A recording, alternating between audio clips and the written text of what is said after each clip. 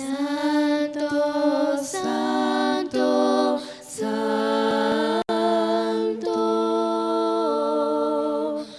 Dios omnipotente, canto de mañana tu excelsa majestad.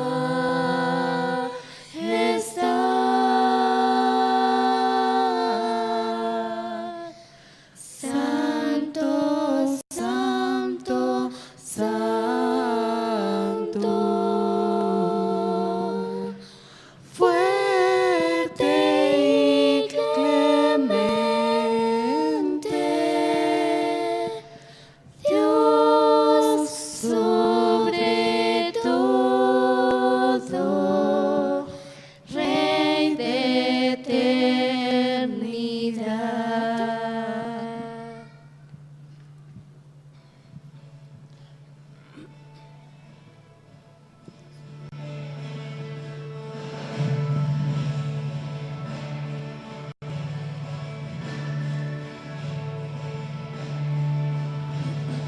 En Jesucristo, mártir de paz, en horas negras de gran tempestad,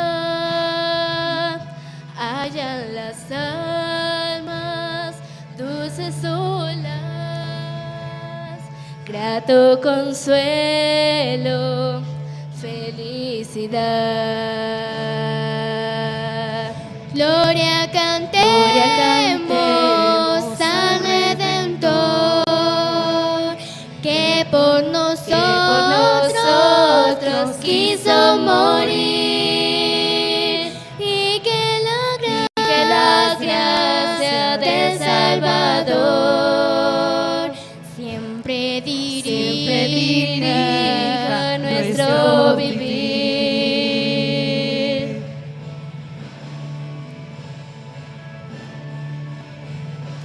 Cuando en la lucha o en el dolor, en tristes horas de gran tentación, calma infunde, santo vigor, nuevos alientos al corazón. Gloria cantemos al Redentor, que por nosotros quiso morir, y que la gracia del Salvador siempre dirija nuestro vivir.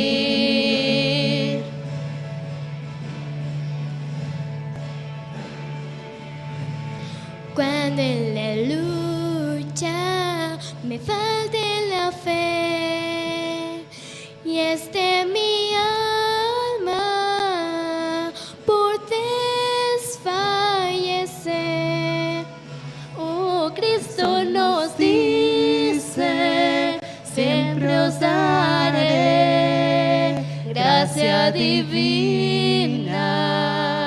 Y es santo poder, gloria, oh gloria, cantemos al Redentor, que por nosotros quiso morir, y que la gracia del Salvador siempre dirija nuestro vivir.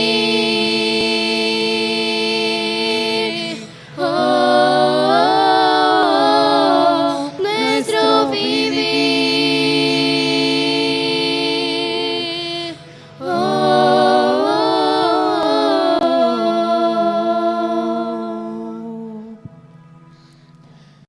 Dios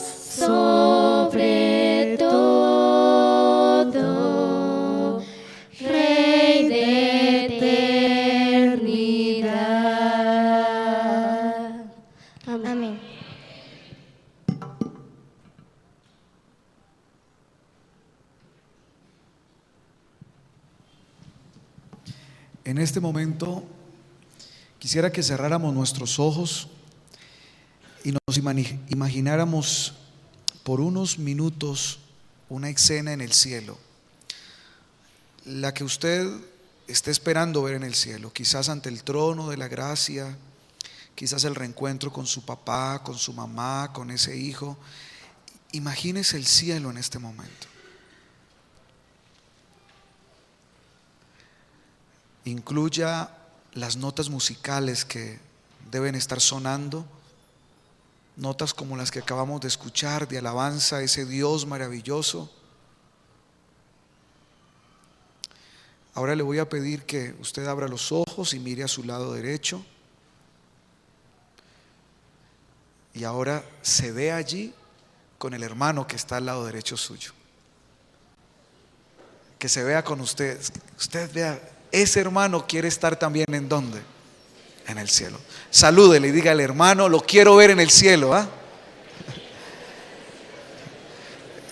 Hermanos, Dios les bendiga y un feliz día para todos ustedes. He crecido, hermano. He crecido en esta iglesia, la iglesia adventista del séptimo día. Y ahora digo que es un privilegio. Antes no lo creía así, luego les contaré. Pero lo digo, es un privilegio haber crecido en la iglesia adventista y durante 33 años tener esa esperanza en mi corazón de pronto estar en el cielo. Y hermanos, cuando pensamos en el cielo y cuando nos imaginamos es la escena que cada uno quiere vivir en el cielo de alguna manera, porque pues son cosas que ojo no vio ni oído que cada uno como que se trata de imaginarlo mejor, hermanos. Eso renueva las fuerzas, renueva el ánimo y nos da gozo y queremos contarle a otros de que queremos estar en el cielo, y no solos, sino con el que está a nuestra derecha, con el que está a nuestra izquierda. Alabado sea el nombre de Dios por esa bendita promesa. Hermanos, en esta mañana vamos a estudiar la Biblia. Y quiero invitarles en primer lugar para que ustedes saquen su Biblia. A los hermanos que nos están viendo por internet, un feliz sábado para cada uno de ustedes también. Y si usted nos está mirando, invito para que usted también saque su Biblia, hermano. Si usted no tiene su Biblia física, jóvenes, saquen su celular, póngalo en vibrador. Si no tiene vibrador, cambie de celular porque estás anticuado, hermano. Saque su celular, ponga su Biblia en su celular, en su iPad, no sé. Ya ahora tenemos que ver, tenemos tantas maneras de acceder a la Biblia, pero como vamos a ver, el diablo nos está quitando la posibilidad de estudiar la Biblia. Tenemos acceso a ella, pero una cosa es tener acceso y otra cosa es estudiar la palabra del Señor. Así que comparta su Biblia si hay alguien que no la tiene a su lado. Compártala con él. Vamos a estudiar la palabra del Señor. Nos alegra que en nuestro medio hay visitantes. Ustedes para nosotros son muy importantes. A todos nuestros amigos, bienvenidos. No conozco sus nombres. Quizá los voy a conocer luego que me los entreguen. Ustedes los registraron a la entrada con un teléfono, quizás para llamarlos, para orar por ustedes. Gracias por estar con nosotros. A los hermanos que vienen de otras iglesias, nos alegra que se sientan en familia. Y esperamos que cuando vamos donde ustedes también nos hagan sentir en familia. Así que, hermano de la iglesia central, haga sentir a su amigo que está a su lado como una persona bienvenida a la iglesia. Quiero invitarles, hermanos, para que iniciemos nuestro estudio de la palabra de Dios en el Evangelio según San Mateo, el capítulo 24.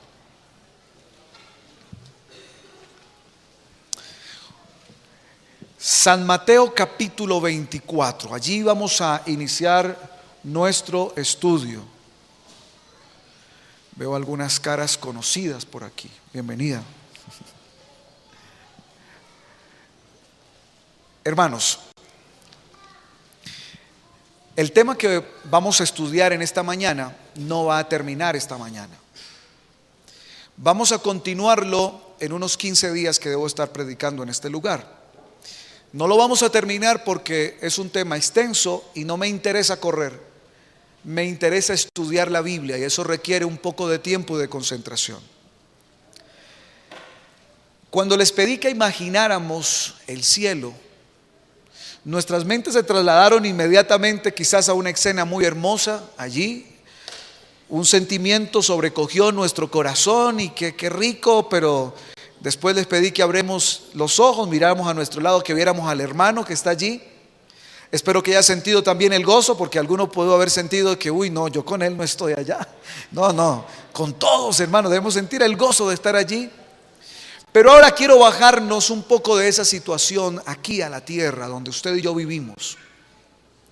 Deseamos ir al cielo, pero en el camino de ir al cielo, nuestro amado Cristo Jesús nos advirtió de manera anticipada y llena de amor de que en el camino al cielo hay momentos, situaciones que nos hacen tropezar, pero de manera especial desde niño me ha llamado mucho la atención el capítulo 24 de San Mateo, porque insistentemente advierte, hablando de los eventos que ocurrirían justo en los últimos días del planeta Tierra, antes de que Jesús venga por segunda vez, que nosotros proféticamente hablamos, entendemos que estamos en el tiempo del fin. Advierte de algo que es difícil determinar para cada uno de nosotros, qué forma, color tiene. Capítulo 24 de San Mateo, versículo 4, encontramos: respondiendo Jesús les dijo, mirad que nadie, ¿qué cosa dice? Os engañe. Versículo 11, y muchos falsos profetas se levantarán y a muchos engañarán. Y ahora el versículo 24 dice, porque se levantarán falsos cristos y falsos profetas y harán grandes señales y prodigios, de tal manera que engañarán, si fuere posible, ¿a quién? Y si usted se considera un elegido, un escogido del Señor, este mensaje también es para quién. Porque a veces, hermanos, cuando hablamos de Mateo 24, hablamos para los perdidos. Y a veces tenemos una mentalidad tan exclusivista, los de allá y los de acá. El Señor nos puso en el mismo costal, los escogidos. Todos, aún el que se crea muy bueno, el que se crea escogido, el que se crea que se quita el zapato y se eleva, para él también, dice la Biblia, hay engaño. Y el engaño tiene una característica muy especial. Y es que el engaño está diseñado para eso, para hacerlo creer a usted una cosa que no es. El capítulo 24 insistentemente nos dice con claridad que lo que más abundará en el tiempo del fin son los engaños. Y uno no está preparado para un engaño. En cualquier momento surge aquí o allá un engaño. Y los engaños, hermanos, también se dan en la vida espiritual, porque a mí me llama mucho la atención que los últimos dos versículos, el 11 y el 24 que leímos, se refieren a falsos profetas, a falsos cristos que harán grandes ¿qué? Cosas. De manera especial en esta mañana, quiero advertir a mi iglesia como pastor que ama y cuida a sus ovejas, que por este tiempo la realidad es que constantemente estamos siendo engañados. Pero debo decirles que el mayor engaño, y por qué los engaños tienen nido, por qué pueden darse los engaños, Porque espiritualmente hablando, el enemigo está trabajando de una manera tan espectacular para arrancar de nosotros la Biblia.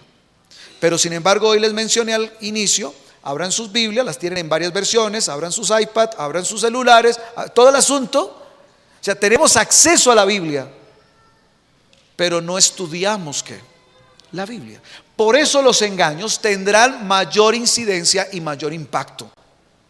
Alguna vez escuché decir que los empleados bancarios no los entrenaban con billetes falsos, sino con billetes verdaderos, para que identificaran el verdadero y al solo tacto pudieran saber cuál es qué, cuál es falso.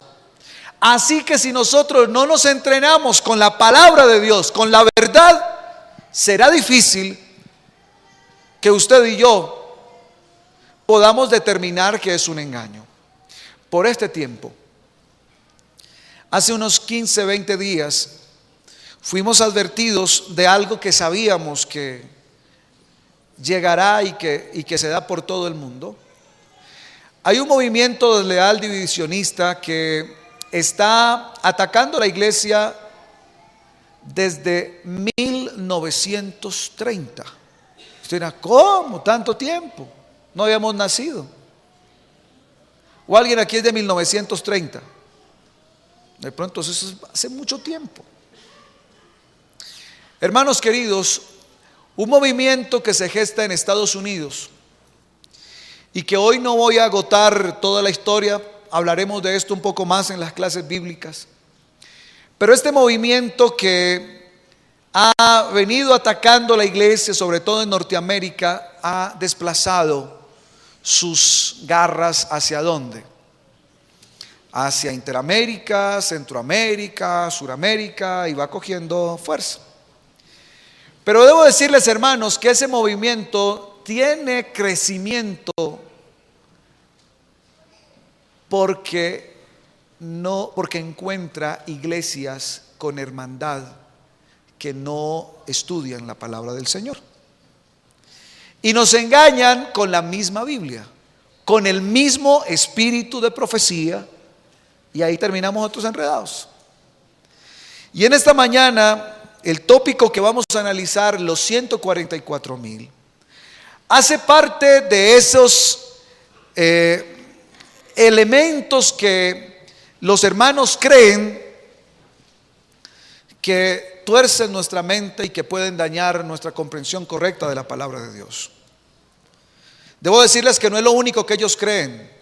Debo decirles que ellos se organizan para trabajar en grupos pequeños, que nunca dirán que no son adventistas, siempre dirán que son ¿qué?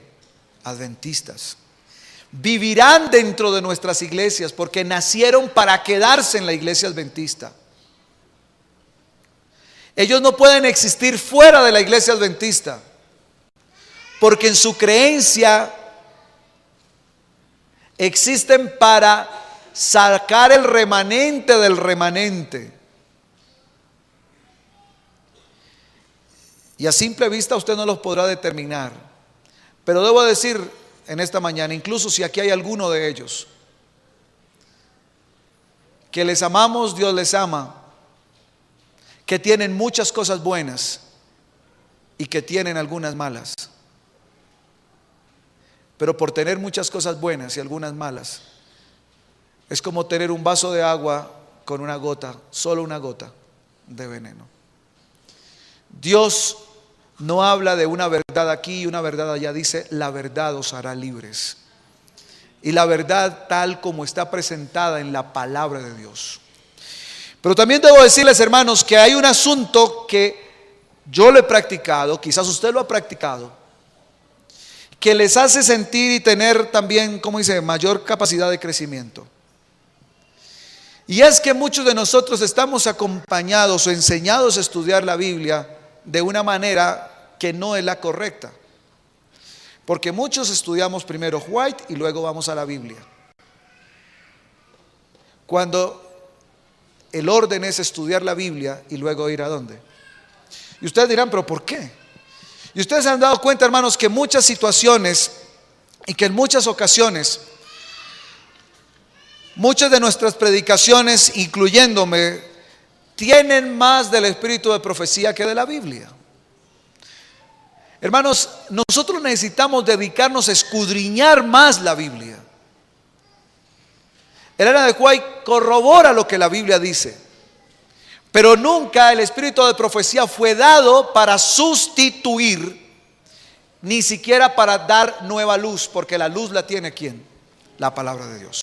En esta mañana vamos a abrir la Biblia y voy a abordar el tema de los 144,000 solo desde la Biblia. En otra ocasión lo abordaremos desde otros escritos. Pero hoy vamos a ir a lo que la Biblia nos enseña, cómo nos lo enseña, por qué nos lo enseña. Y debo decirles, hermanos, que aún en este momento este tema puede generar controversia. No voy a levantar aquí la controversia. Me voy a limitar a leer la Biblia para que usted lea la Biblia y para que de ella usted permita que ella le hable, que ella le diga lo que quiere decirle la Biblia. Porque muchos de nosotros queremos poner nuestros conceptos ¿a qué? A la Biblia. Al estudiar la Biblia, dejar que ella nos hable a nosotros, que nos diga y que nosotros no la contaminemos a ella.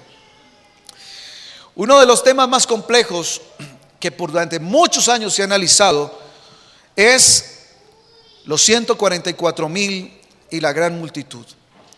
Hoy solamente abordaré los 144,000, en el próximo tema abordaremos la gran multitud. Existen varias corrientes. Algunos la clasifican en que hay por lo menos 5 corrientes, 5 interpretaciones que se le dan a estas. Los primeros dicen que los 144,000 son judíos literales. Pero usted me dice, pastor, usted me va a hablar de los 144,000, lléveme allá. Bueno, vamos por favor a la Biblia, Apocalipsis capítulo 7. Vamos a la Biblia. Apocalipsis capítulo 7. Voy a ir tan despacio como para que las visitas también puedan entender esta situación, porque dicen, he venido, pero ¿con qué me voy? Presten en la visita a la Biblia, vayan guiándoles por favor. Los primeros dicen que los 144,000 son judíos literales. Y esta interpretación también está dividida, o sea, tiene 2 corrientes. Algunos dicen que los 144,000 son judíos que existieron para el tiempo de Juan. O sea que eso es, toda esa profecía es que allá. Pero existen otros que todo lo ven en el futuro, a eso se le conocen como los dispensacionalistas. Dicen que esto ocurrirá después del rapto secreto.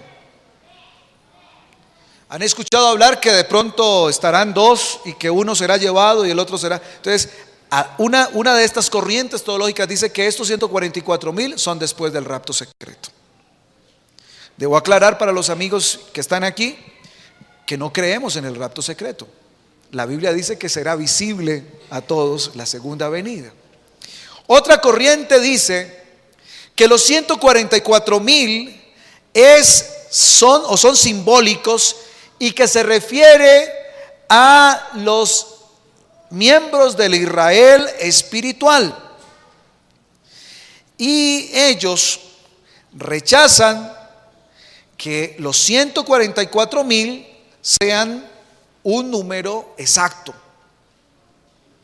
La otra corriente dicen que los 144,000 son literales y que se refiere a los miembros del Israel espiritual, pero que es un número que se completa, 144,000 y ya el resto ya no son así.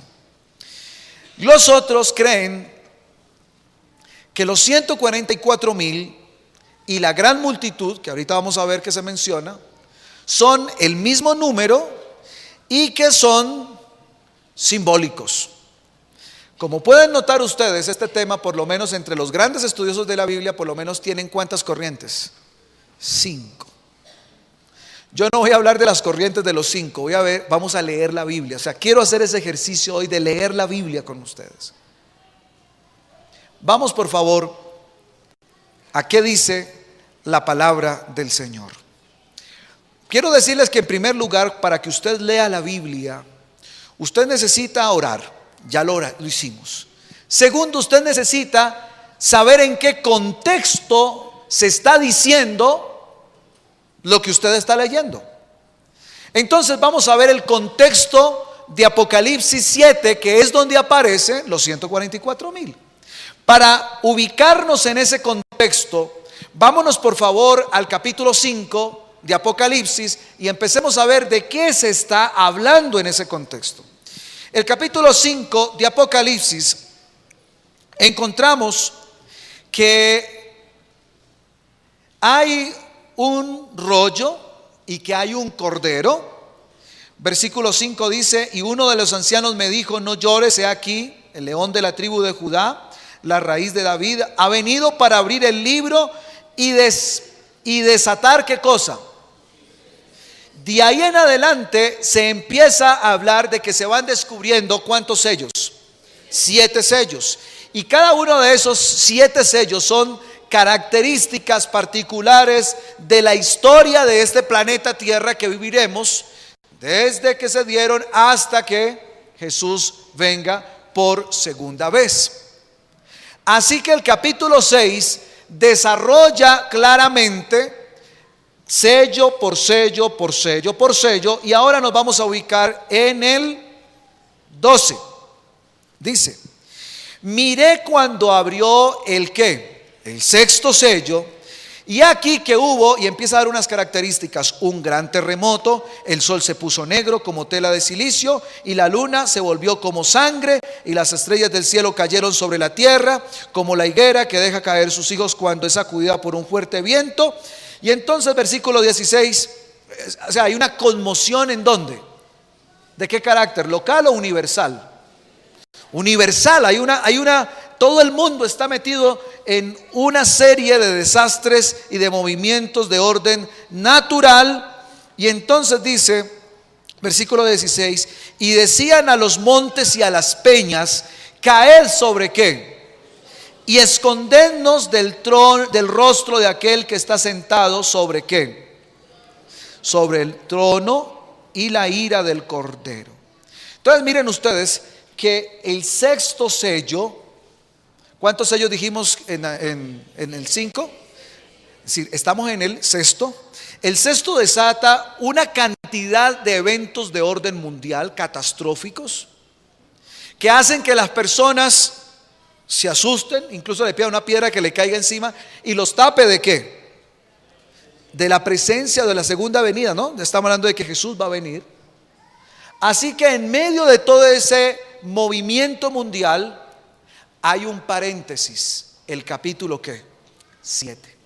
Porque ustedes van a notar que el séptimo sello se destapa hasta el capítulo ¿qué? 8. Entonces, primer asunto para entender. En el capítulo 7, cuando se mencionan los 144,000, es un paréntesis entre el sexto y el séptimo sello. ¿Lo tienen claro? En el séptimo sello está la venida de Jesús. El sexto sello son todas las plagas que están y todos los desastres que están antes de la venida ¿de quién? De Jesús. Y aquí viene algo bien particular, versículo 17 del 6. Porque el gran día de su ira, ¿a qué?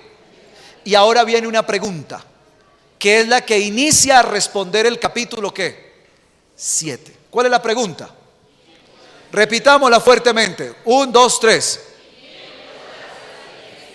Es lógico que se pregunte eso. Después de todos esos movimientos en el mundo, de que la gente diga que se le caiga una piedra, dice, oye, ¿y entonces quién va a poder sostenerse qué?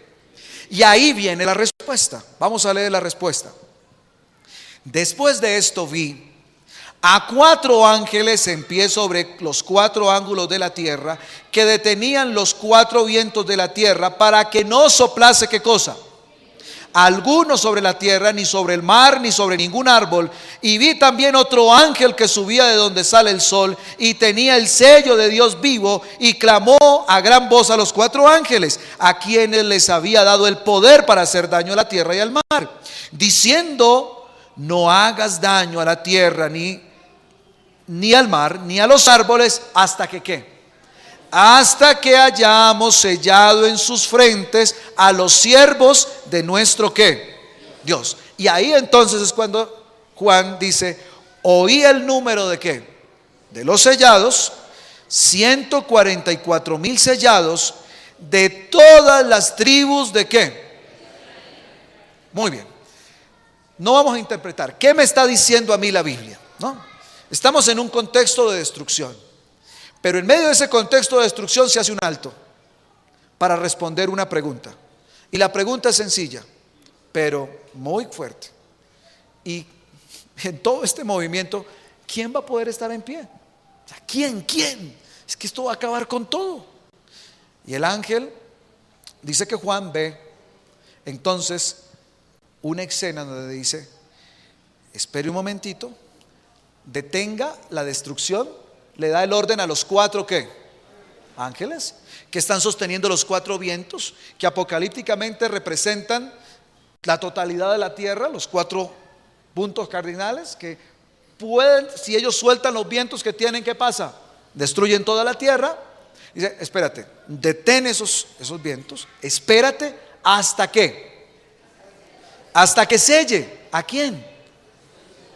Miren que este capítulo tiene un paralelo con Ezequiel capítulo 9. En Ezequiel capítulo 9 también se presenta una gran matanza, pero dice el ángel, espere, no vaya a matar todavía hasta que yo no aparte, selle a un grupo. Así que el tema de los 144,000 es interesante porque ese grupo y ese número tiene un significado particular, es un grupo especial que va a tener el sello de Dios en ¿dónde? Y que va a ser preservado.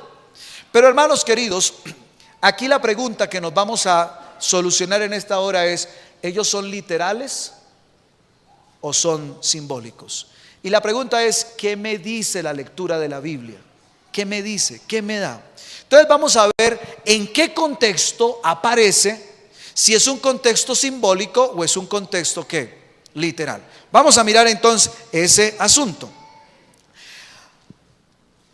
4 ángeles de pie en los 4 ángulos de la tierra. ¿Eso es literal o simbólico? 4 vientos. ¿Ah? El sello de Dios en la frente, ¿literal o simbólico? Hermanos, noten ustedes que ese número está dado en medio de toda una escritura de orden ¿qué? Simbólico. Pero aún algo más. ¿De dónde van a salir los 144,000? ¿De qué cosa? Ahora yo les pregunto, para este tiempo que está dado eso, ¿cuántas tribus de Israel existen? Literales, ¿cuántas? Hermanos, no nos vamos allá, vámonos por favor a la lectura de la Biblia. Si estamos hablando de que los 144,000 podrían ser literales, porque es una posibilidad, vamos a ver la Biblia que nos está diciendo. Vemos que todo el contexto anterior es de orden ¿qué? Simbólico. Podríamos decir que los 144,000 serían ¿qué? Simbólicos. Pero vamos a ver, porque no podemos llegar a las conclusiones tan rápido. Vamos a ver el contexto posterior. Dice la palabra del Señor que los 144,000 saldrían de las 12 tribus de ¿qué? De Israel. Pero ocurre, hermanos, que si usted lee del 5 al 7, va a encontrar que ahí falta una tribu. ¿Ven ustedes la tribu de Dan ahí?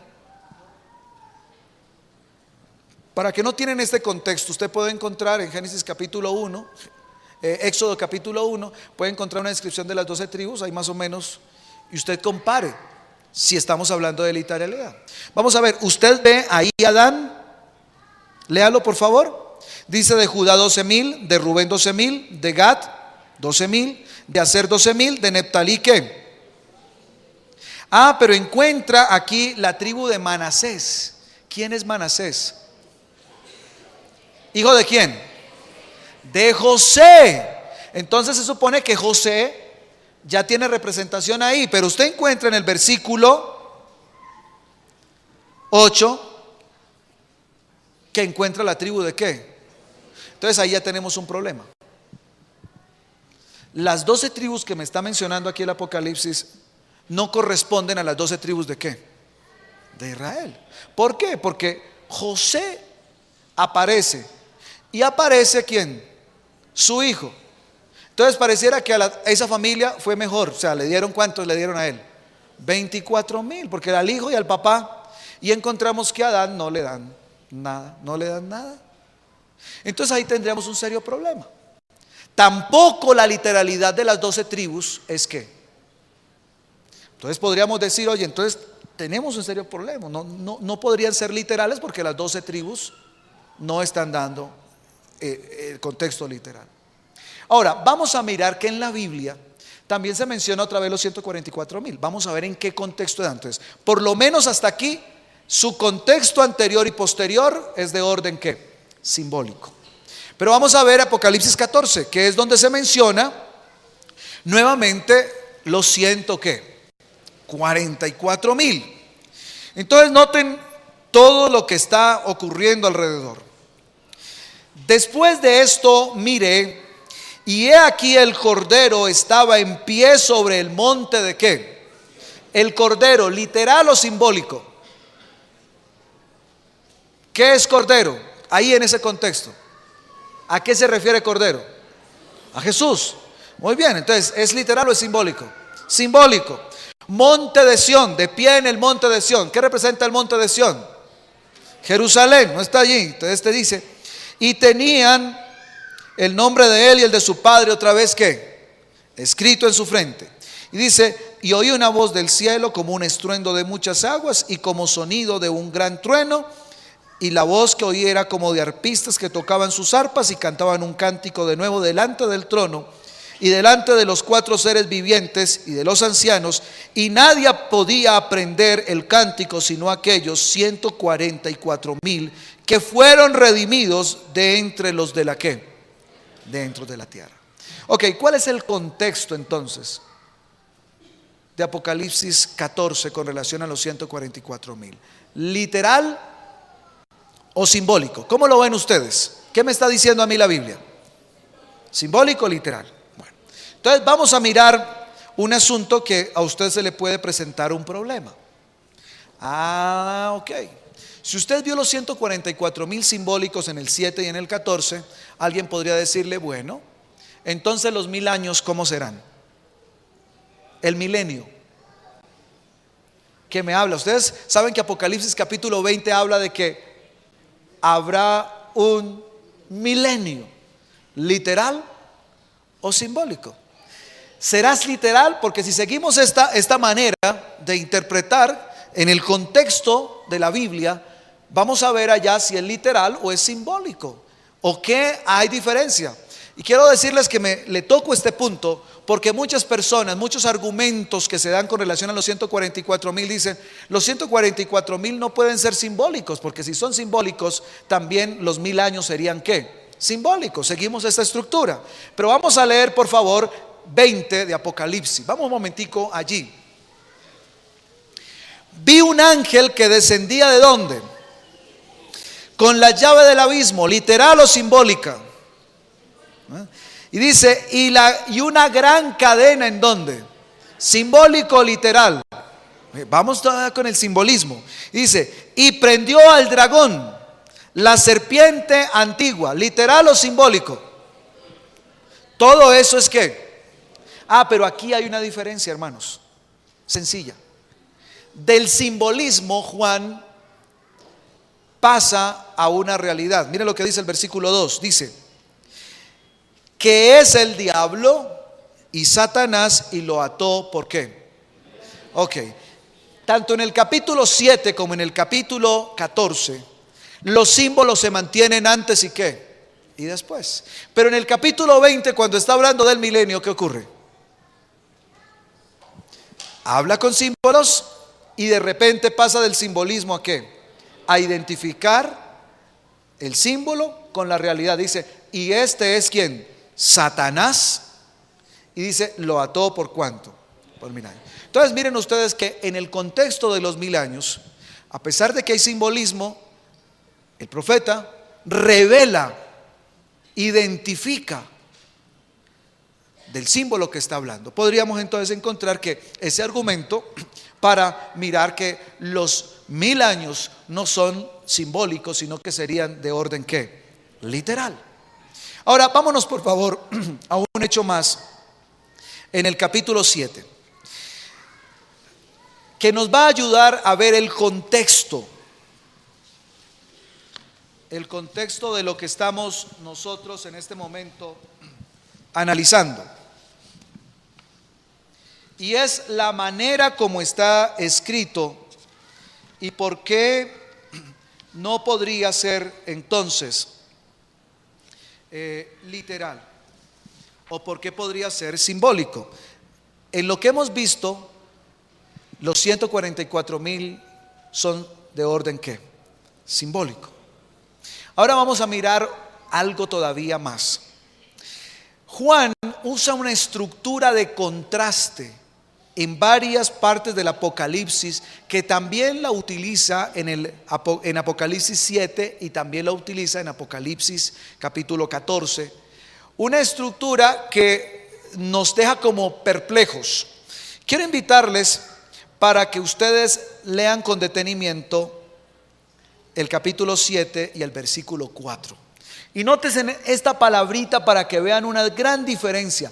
Por eso cuando uno lee la Biblia, tiene que leer la Biblia con los detalles. Miren lo que dice el capítulo 4. Y oí el número de ¿qué cosa? ¿Hay diferencia entre oír y ver? Hermanos queridos, me pasó un cacharro en Manrique Oriental, en Medellín. Y ese cacharro todavía lo cuento porque el corazón estuvo. Cuando me dijeron haga la práctica en Manrique Oriental, eso allá estaba muy prendido, o sea, el término de social, armas, droga, muy complicado. Así que varios compañeros que habían ido a ese sector les había tocado con los hermanos en algunas iglesias literalmente tirarse debajo de las bancas porque se formaban las balaceras entre los combos y eso parecía la hora llegada. Así que uno dice, uy, voy a ir allá. La verdad yo no he estado en medio de una situación como esa, no he vivido en zonas de guerra así como eso. Entonces digo, ¿cómo reaccionaré? ¿Saldré corriendo? ¿Me quedaré? Bueno, uno se preocupa. Así que una hermanita nos llevó a almorzar después del culto y nos llevó y dijo, ¿dónde vive, hermana? No, yo vivo más arriba. Ay, Señor. Así que nos fuimos a almorzar más arriba y eso eran pasillos y pasillos y pasillos y pelados así como que uno dice, uy, no, ¿a qué hora se arma por aquí la de Troya? Y uno por aquí, no. Pues fuimos a almorzar, un delicioso almuerzo, unos frijoles muy bien hechos, delicioso. Y ahora, hermanitos, les va a tocar irse solos. ¿Por qué? Porque es que yo tengo que quedarme aquí, todo el asunto solo. No, ay, bendito Señor. La advertencia cuando uno va a este tipo de barrios es no ande ¿qué? Solo, hermana, y usted sabe. No, hermanito, no se preocupen, váyase por la ruta de los buses, que por ahí siempre hay gente. Eso ahí no les pasa nada. Así que seguimos la orientación, nos fuimos caminando por la ruta de los buses, no por todos los laberintos que nos metió ella. Y nos fuimos y evidentemente pues tiendas, negocios, mucha gente. Y Manrique, los que de pronto han ido por allí, es una de las laderas, y que eso es bien parado, eso son unas bajadas bien fuertes. Así que íbamos por allí bajando. Y como era la ruta de los buses, íbamos bajando cuando de repente se escucha un estruendo. ¡Pah! Y yo sentí a mi lado que se movieron las piedritas, así como. Yo dije, uy. La mente pensando en balas, uno escucha un sonido como de bala. El corazón a mil, y eso pasó cuando el bus ¿qué? Pasó. Cuando al momentico, ¡pam! Pero ya el bus iba allá y ya identificamos que era un bus con explosiones. ¡Pam! ¡Pam! Hermanos, claro, las piedritas era que el exhausto mandó una diferencia entre lo que uno, lo que ve. Vamos a ver si a Juan le pasa eso. Versículo 9, 7:9. Después de esto miré y he aquí una ¿qué? ¿Qué oyó Juan? Oyó el número de los 140. ¿Y ahora qué ve? Una gran multitud. Ahora, ¿esto se presenta en alguna otra parte de la Biblia? Pues claro, en Apocalipsis, hermanos. Vamos a mirar Apocalipsis y vamos a mirar cómo en Apocalipsis se ve que hay un modelo de esta manera de hablar. Dice capítulo 1, versículo 10. Yo estaba en el Espíritu en el día de ¿quién? Y oí detrás de mí, ¿qué oyó? Una gran voz como de ¿qué?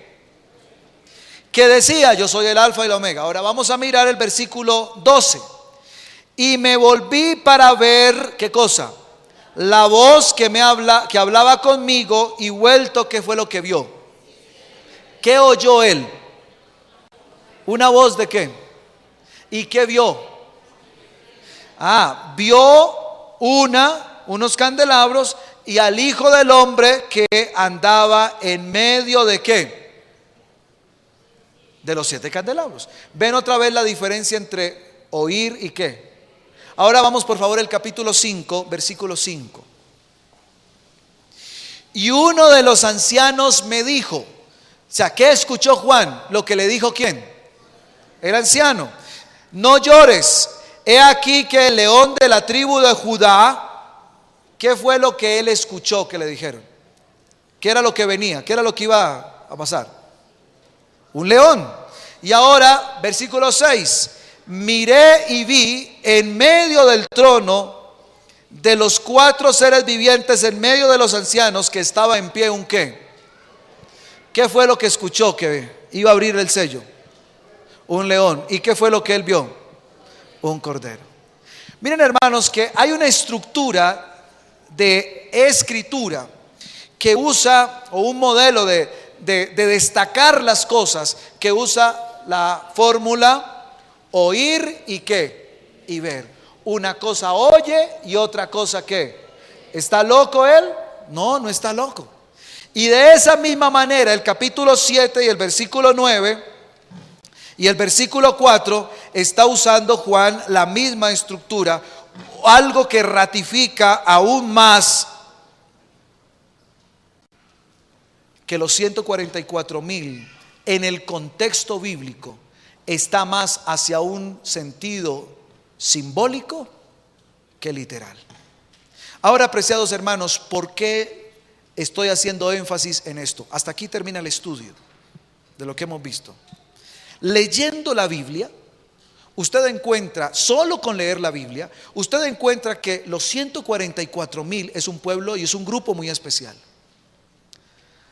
Avanzaremos un poco más porque dice que ese grupo particular cantará un cántico que nadie más lo podrá ¿qué? Cantar. Pero no voy a ir más allá, eso lo iré en la otra sección del tema, porque me interesa que ustedes miren cómo los 144,000 en el contexto bíblico es un contexto simbólico. ¿Lo vieron en la Biblia, hermanos? ¿Lo vieron o no lo vieron? ¿Sí lo vieron? ¿Marcaron? Ahora, mis queridos hermanos, este es uno de los temas que movimientos como los davidianos interpretan de una manera contraria a la Biblia. Y entonces meten situaciones que no son bíblicas. Los davidianos creen que Jesús va a venir a este mundo no de manera visible, sino que va a haber el famoso rapto ¿qué? Secreto. Y no tanto como el rapto secreto, escuchen bien, corrijo para que quede claro en sus mentes. Ellos creen que los 144,000 son 144,000 literales y que son los 144,000 que acepten el mensaje davidiano y que tengan sangre judía. ¿Usted sabe si tiene sangre judía? Pues saben, hermanos, que hacen unas proyecciones y alguna vez escuché a unos judio-cristianos, tendrán muchas razones en algunas cosas que dicen, pero por lo menos a mí me dijeron: usted tiene sangre judía. Así que yo no sé usted, pero ellos me explicaron que muchos judíos en la diáspora llegaron ¿a dónde? A España. Y que cuando de España Colón se trajo una cantidad de gente, la reina no le dio gente de ellos, sino que mandó sacar a todos los bandidos de la cárcel, y que los bandidos de la cárcel eran todos aquellos que se negaban a comer marrano. Entonces los judíos no se negaban a comer marrano, la persecución religiosa la metieron en la cárcel, y que en los barcos vinieron muchos judíos aquí. Y entonces aquellos apellidos que terminan en unas ciertas combinaciones de letras son judíos. Y entonces, mis apreciados hermanos, muchos de nosotros somos judíos y no sabemos que lo somos. Pero si usted acepta el mensaje de la vara del pastor, ellos le van a decir: porque usted es judío y tiene sangre judía y además cree que los 144,000 son literales, usted va a ser salvo. Entonces enseñan ellos que los 144,000 son literales, que son adventistas del séptimo día, que acepten el mensaje de la vara del pastor o los davidianos, que Jesús va a venir en su reino para establecer el reino davidiano o davínico, el reino que prometió ¿a quién? A David, que restituiría en esta tierra, y que eso va a ser literal, que él va a reconstruir un reino en Jerusalén, allá en Palestina, que se van a llevar a todos los 144,000, y que el día que eso ocurra, todos los demás adventistas serán degollados por los ángeles. Así que si usted no es de los 144,000. Ahora, debo decirles, hermanos, que este es uno de los temas polémicos que ellos enseñan, pero no crea que le van a venir a decir, le van a iniciar con ese tema. Ellos creen lo mismo en la muerte, lo mismo en la Trinidad, lo mismo creen de la alimentación. Es más, son muy buenos, son buenos cristianos. Y si aquí hay alguno de ellos, le digo: ustedes son muy buenos cristianos. Porque ¿saben algo de los que ellos empiezan a tomar? Hablan de la iglesia adventista como la iglesia decaída. Y saben una cosa, en mucho tienen razón. ¿Y saben por qué? Porque ellos son muy temperantes. Y le dicen: ¿si ven los adventistas cómo son de intemperantes? ¿Si ven cómo no se cuidan en la comida? ¿Y eso es mentira o eso es verdad entre nosotros? ¿Quién le da razón? Nosotros mismos le damos razón. Ellos dicen: miren, los adventistas están violando el sábado. ¿Sí ven la irreverencia en la iglesia? ¿Y somos irreverentes o no somos irreverentes, hermano? Y tienen un detallito, dicen: la Biblia es inspirada por Dios, creen en lo mismo. Pero le dice: solo la puede interpretar un profeta. Y ahí es cuando meten a un hombre que no se les puede olvidar, hermanos: Víctor Jutterf.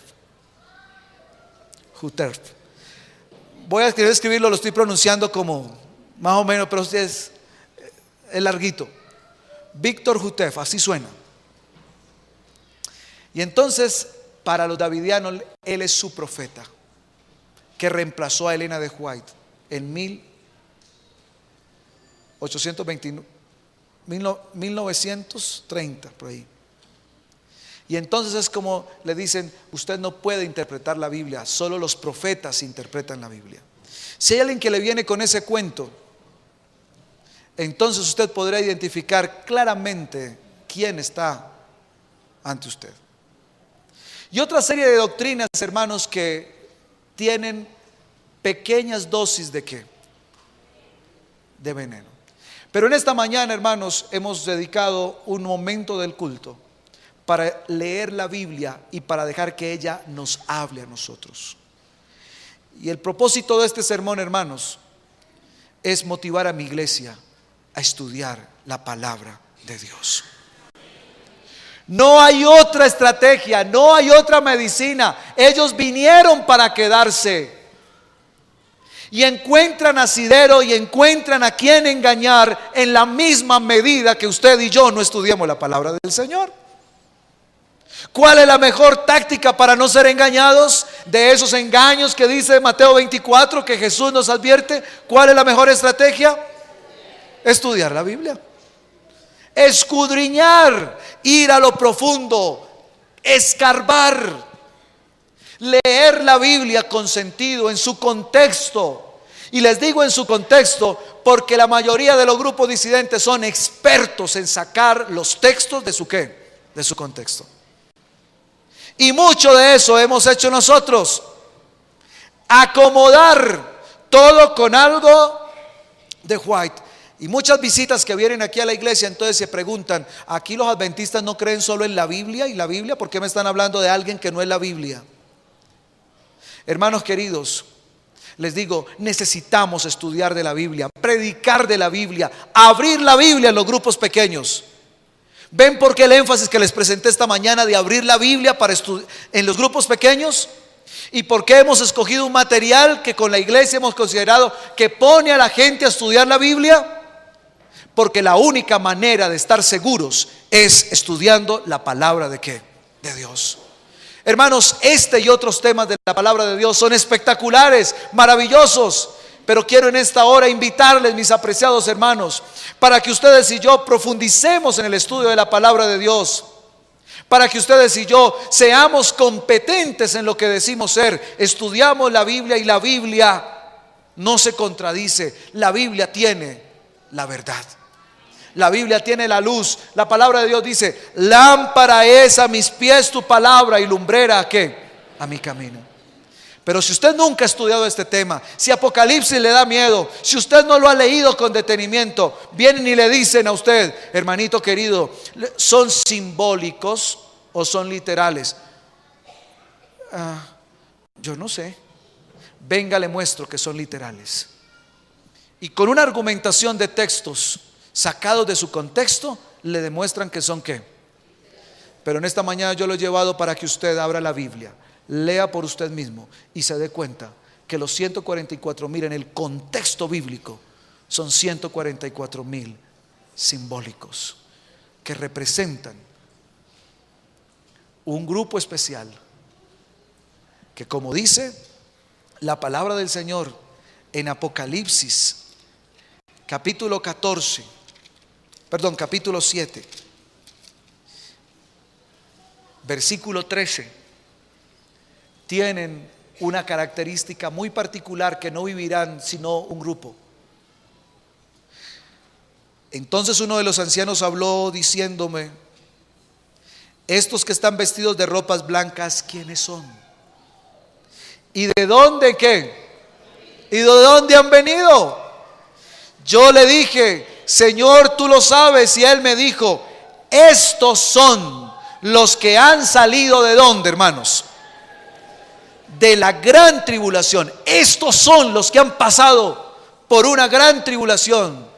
Eso es lo que nosotros conocemos como la angustia ¿de qué? De Jacob. Solo los que queden hasta el final pasarán por ese momento. Y ese tema lo desarrollaremos en el próximo sermón en esta iglesia.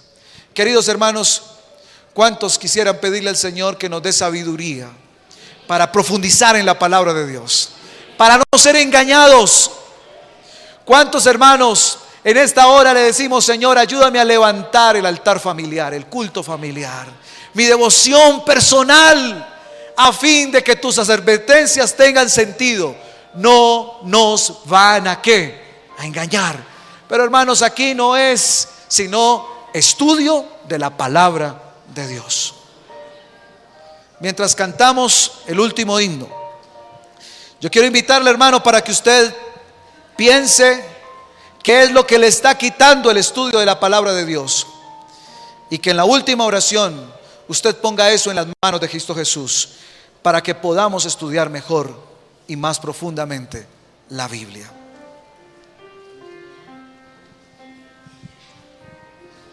Hermanos, los invito a que abran sus himnarios en el himno 163.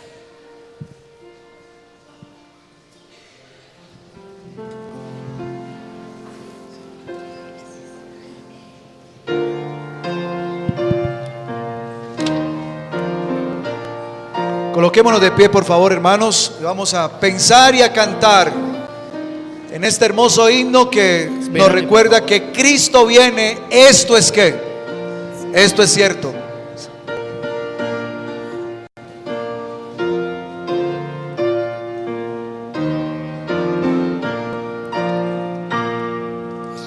Cristo viene, esto es cierto, porque lo ha dejado escrito, siempre fiel a sus promesas, por los suyos ya regresa. Venle ya, ven al Señor, tráelos de la tumba triste, de inmortalidad reviste. Si vendrá, oh, si vendrá, el que en Gólgota muriendo dio su vida bendiciendo, viene ya, resplandeciendo en las nubes imponente. Vedle ya, ved al Señor, vedle ya venir en gloria, coronado de victoria. Si vendrá, oh, si vendrá, las espinas de despecho, rayos rojos se han hecho,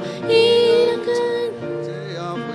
regio centro de su imperio. Vedle ya, ved al Señor. Síguenle ángeles gloriosos, escuadrones majestuosos. Si vendrá, oh, si vendrá. Ay de aquel que no haya ido a Jesús ni recibido ropa santa regalada para bodas adornada. Vedle ya, ved al Señor, al encuentro del esposo. Es el día más dichoso. Si vendrá, oh, si vendrá.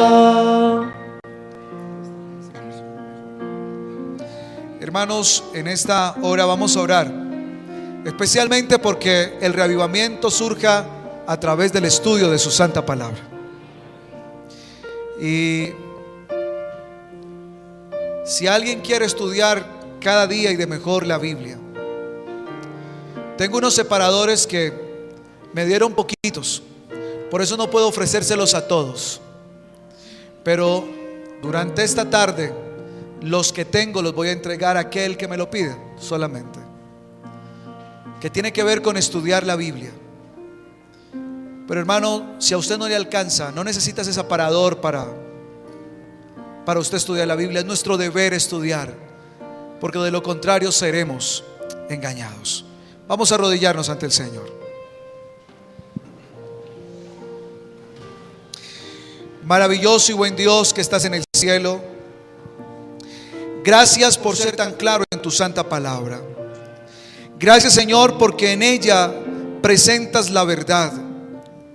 En ella, Señor, está todo el argumentamiento, todos los hechos, todas las historias, todos los detalles de este planeta, claramente expuestos a fin de que ninguno de nosotros seamos engañados. Padre bendito, ruego a ti para que los diferentes ataques que vienen de afuera y de dentro, tú puedas preservar a cada uno de tus hijos. Y Padre, si hasta el momento hemos dejado de estudiar, si hasta el momento el trabajo, los hijos, los juegos, el internet, tantas cosas nos han robado el tiempo a pesar de que tengamos la Biblia para estudiarla, perdónanos.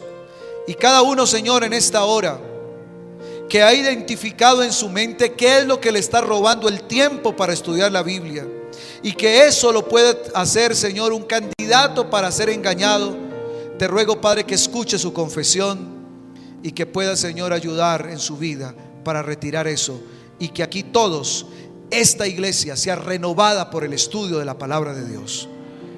Escúchanos, Señor, en esta hora nuestra confesión.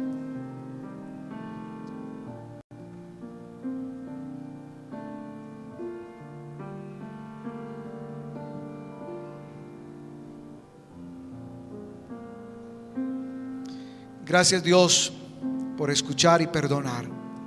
Gracias, Dios, por fortalecer nuestra vida. Te lo pedimos en Jesús nuestro Señor. Amén.